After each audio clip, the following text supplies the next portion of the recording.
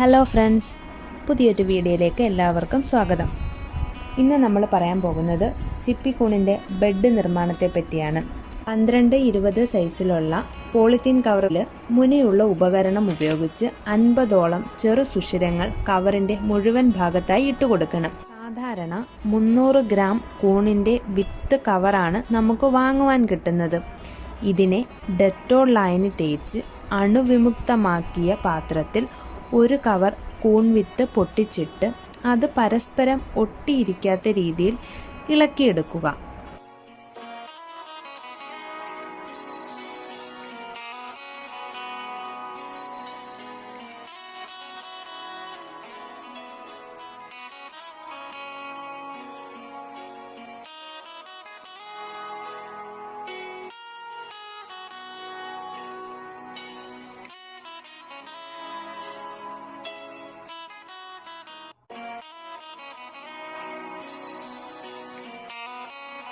ഈ ഒരു കവർ വിത്തിനെ 2ആയി പകുത്തു വയ്ക്കണം.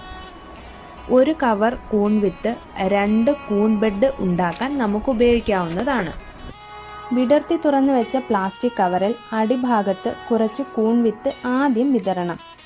അതിനുശേഷം 2 ഇഞ്ച് കനത്തിൽ മരപ്പൊടി നിറയ്ക്കണം.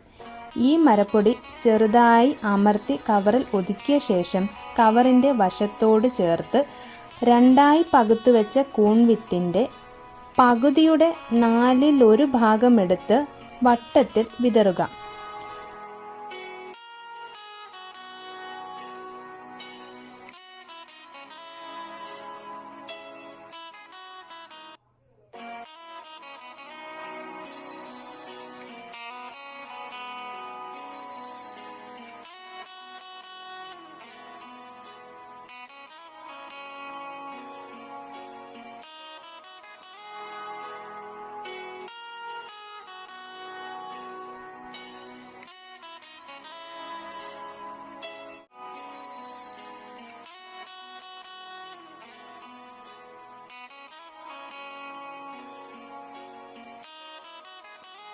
വീണ്ടും കൂൺ വിത്ത് കവറിൻ്റെ വശങ്ങളിൽ വിതറുക.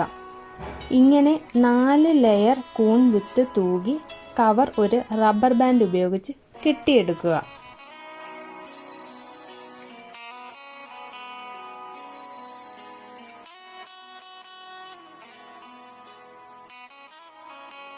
പ്രകാരം ഒരുക്കിയ കൂൺ ബെഡുകൾ 12 മുതൽ 15 ദിവസം വരെ പ്രകാശം വളരെ കുറവുള്ളതും വായു സഞ്ചാരം കിട്ടുന്നതുമായ സ്ഥലത്ത് സൂക്ഷിക്കണം. 15 ദിവസത്തിനുള്ളിൽ കൂൺ ബെഡ് മുഴുവനും മൈസീലിയം പൊതിയും.